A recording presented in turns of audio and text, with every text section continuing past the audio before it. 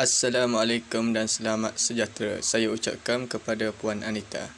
Nama saya Muhammad Aidi Adhar dari kelas 5 Al-Khawarizmi ingin membentangkan kajian KIS yang bertajuk Sistem Demokrasi Berparlimen.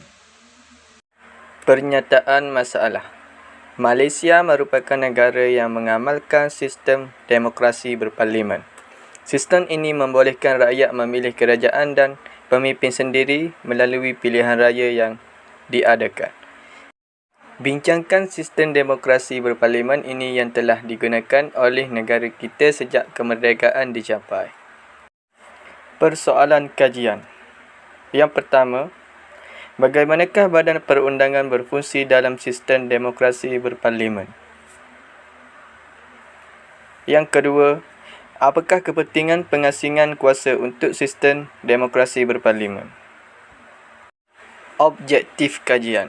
Saya menjalankan kajian ini bagi kerja kursus sejarah adalah untuk mengkaji tentang sistem demokrasi berparlimen. Antara kajian yang telah dijalankan ialah A.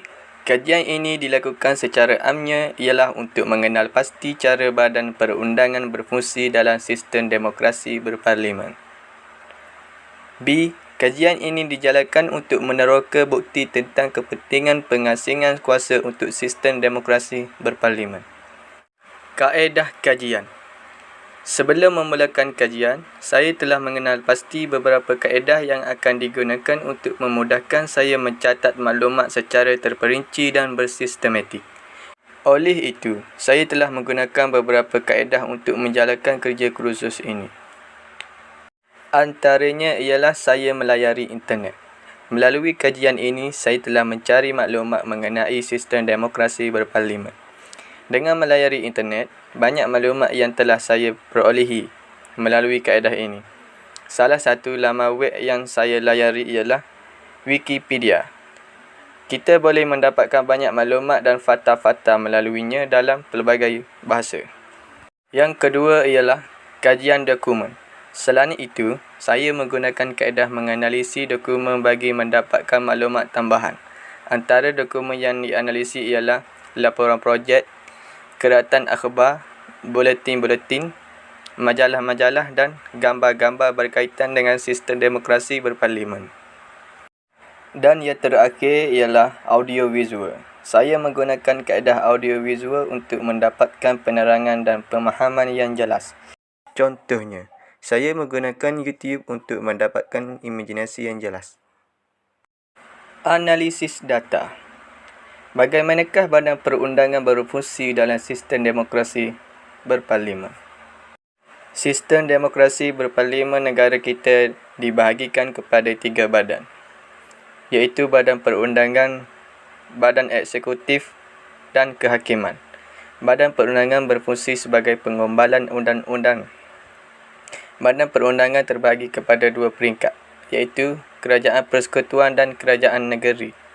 Badan perundangan pada peringkat Kerajaan Persekutuan ialah Parlimen, manakala peringkat Kerajaan Negeri pula ialah Dewan Undangan Negeri, iaitu DUN.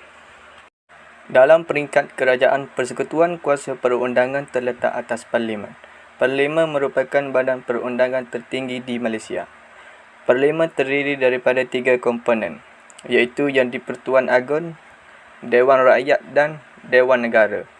Dewan Rakyat terdiri daripada 222 ahli yang dipilih melalui pilihan raya yang diadakan setiap 5 tahun. Dewan Negara terdiri daripada 70 ahli. 26 dipilih oleh Dewan Undangan Negeri. 4 dilantik oleh Yang di-Pertuan Agong untuk mewakili 3 wilayah persekutuan.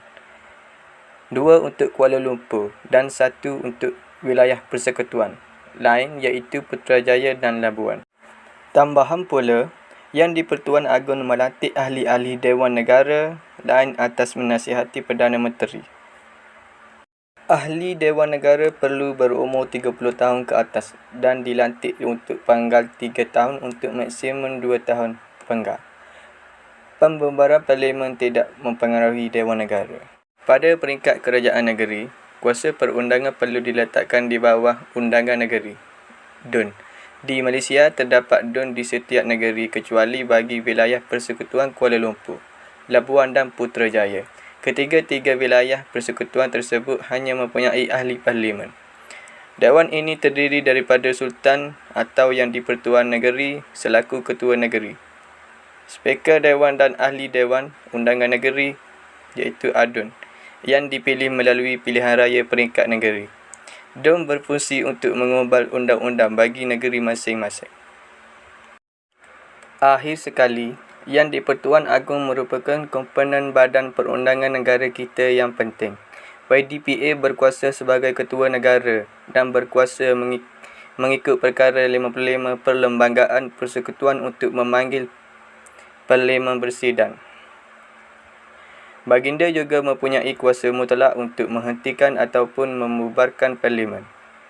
Justru, Yang di-Pertuan Agong diperuntukkan oleh perlembagaan untuk menetapkan persidangan Parlimen dalam tempoh masa 6 bulan di antara persidangan yang lepas dalam penggal terakhir, dan tarikh mesyuarat pertama adalah persidangan penggal akan datang. YDPA juga bertanggungjawab untuk mengisytiharkan darurat setelah baginda memastikan kebenaran wujudnya keadaan negara dapat mengancam keselamatan awan dan ekonomi negara. Apakah kepentingan pengasingan kuasa untuk sistem demokrasi berparlimen?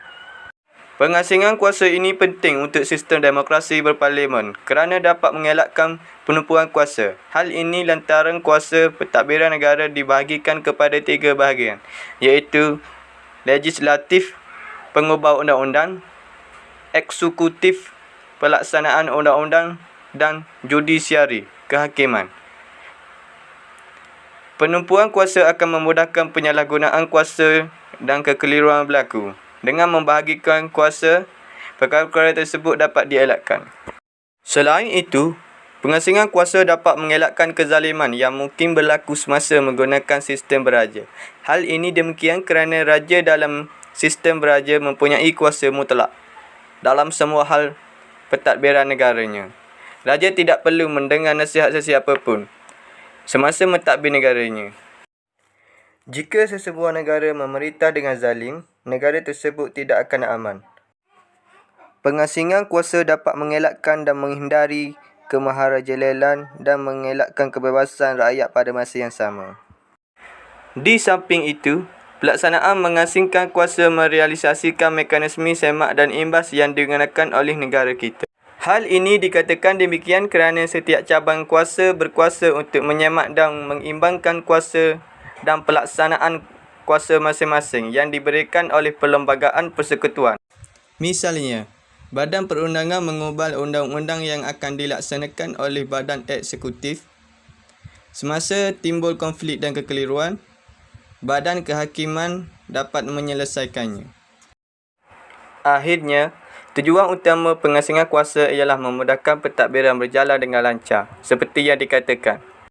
Ketiga-tiga badan kuasa ini boleh menyemak dan mengimbangkan kuasa-kuasa satu sama lain dan dapat menyumbang kepada pentadbiran yang lebih lancar dan licin. Beban juga dapat dikurangkan kerana kerja besar pemerintahan negara telah dipecahkan kepada beberapa bahagian.